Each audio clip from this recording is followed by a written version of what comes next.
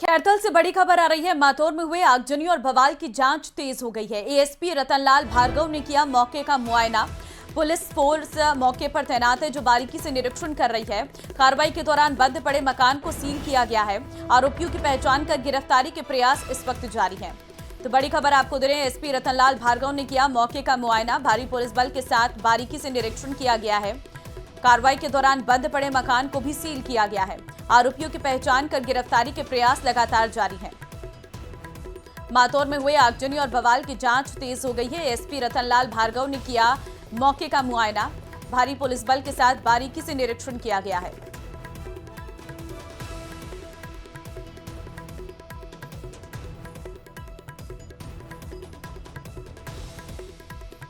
तो एसपी रतनलाल भार्गव ने मौके का मुआयना किया है। भारी पुलिस बल के साथ बारीकी से निरीक्षण किया गया है।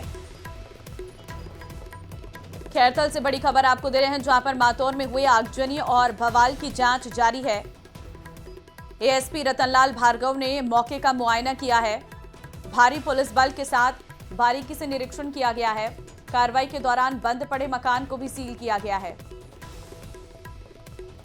आरोपियों की पहचान कर गिरफ्तारी के प्रयास भी लगातार जारी हैं।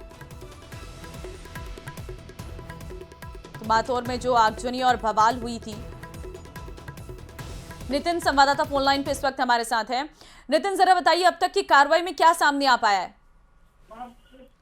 जी बिल्कुल, खैरथल तिजारा जिले के ये जो मातौर गांव है उसमें आगजनी और तोड़फोड़ के प्रकरण का ये मामला कुछ दिन पहले हुआ था। उसमें पुलिस ने बड़ी कार्रवाई की है। वहीं एसपी जो एडिशनल एसपी है रतनलाल भार्गव ने मौका मुआयना किया और मातौर गांव में जो गत दिनों हुई आगजनी और तोड़फोड़ के मामले में जांच और भी तेज कर दी गई है। वहीं कल जब अतिरिक्त पुलिस अधीक्षक रतनलाल भार्गव जो है वो भारी पुलिस बल के साथ मौके पर पहुंचे और घटनास्थल का बारीकी से निरीक्षण भी किया गया और वहीं जांच करते पाया कि मकान व एक कमरे में ताले लगे हुए मिले थे।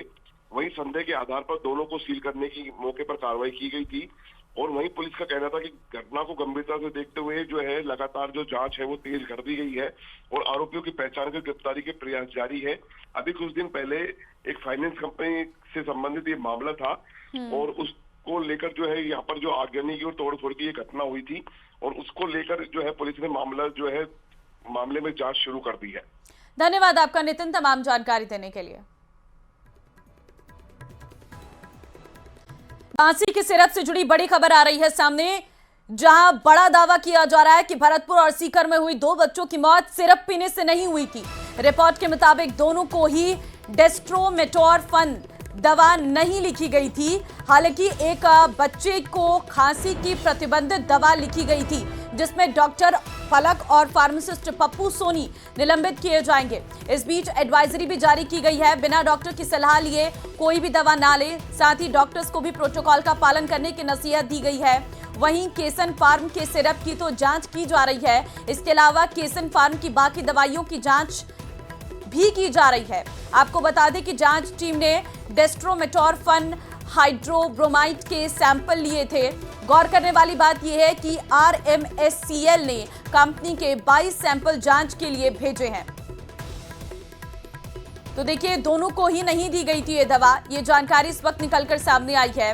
देखिए, परिजनों और रिपोर्ट जो आई है उसमें दोनों में अलग अलग दावे किए जा रहे हैं। दोनों के दावे अलग अलग हैं, परिवार के दावे अलग हैं, लेकिन पोस्टमार्टम की रिपोर्ट जो कहती है उसका दावा अलग है।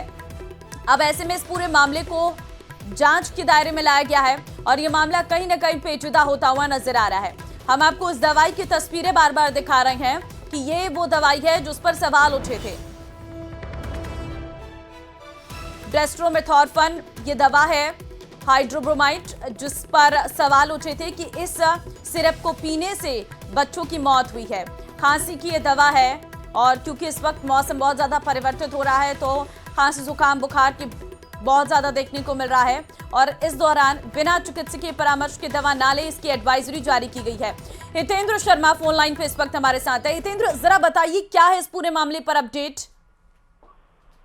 जी बिल्कुल, इस मामले में अपडेट ये है कि सरकार ने जो विभाग ने जो सीएमओ को जो रिपोर्ट दी है, सीएम को जो रिपोर्ट दी है, उसमें ये कहा गया है कि जो बच्चे जिन बच्चों की मौत हुई है वो इस दवा को लेने से नहीं हुई है और उनके प्रेस्क्रिप्शन में ये दवा लिखी भी नहीं गई थी।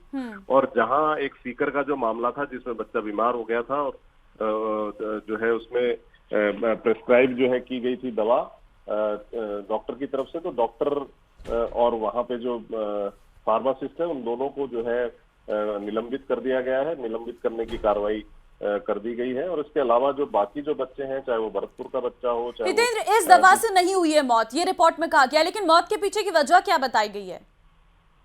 मौत के पीछे की जो वजह इसमें बताई गई है, एक जो बच्चे की मौत हुई उसमें ये बताया गया है कि बच्चा जो है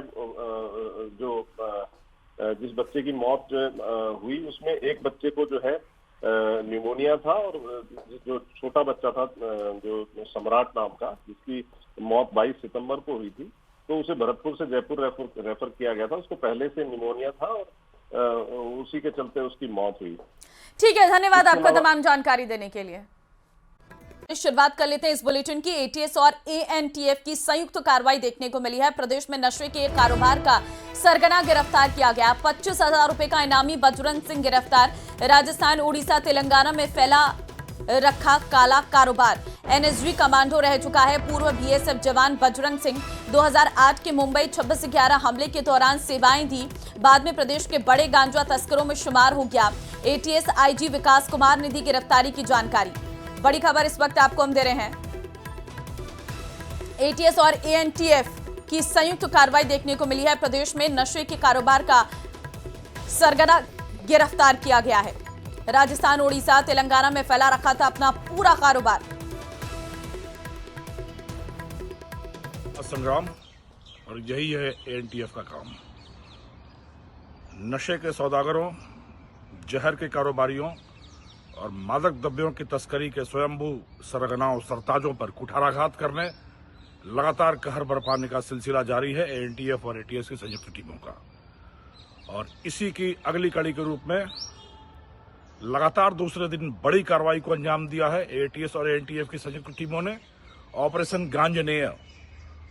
गांजनेय चलाकर उड़ीसा और तेलंगाना से राजस्थान में गांजे की तस्करी के एक मुख्य सरताज बजरंग सिंह पुत्र भंवर सिंह निवासी फतेहपुर सीकर को बड़े परिश्रम के बाद गिरफ्तार कर सकने में इन टीमों को एक शानदार सफलता अर्जित हुई है।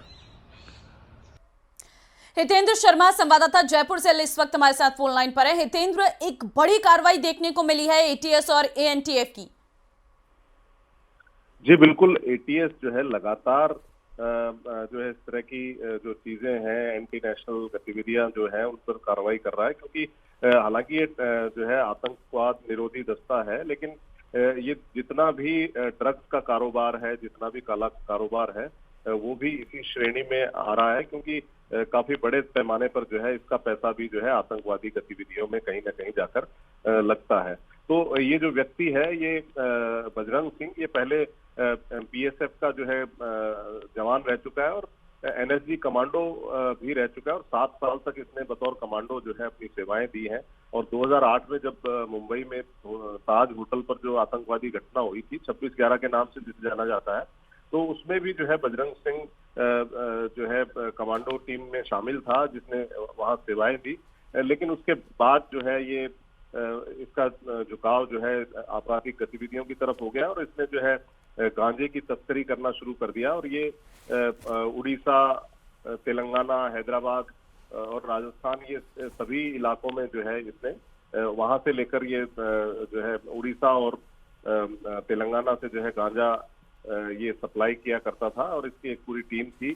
तो जो है फिलहाल जो है इसको एटीएस ने और एएनटीएफ ने जो है दोनों की टीमों ने जो है इसको गिरफ्तार किया है। इसको रतनगढ़ के पास से गिरफ्तार किया गया शुरू से, और जो है इस पर बिल्कुल हितेंद्र, एक बड़ी कार्रवाई देखने को मिली है और एक बड़ी सरगना को गिरफ्तार किया है। बहुत धन्यवाद आपका तमाम जानकारी देने के लिए।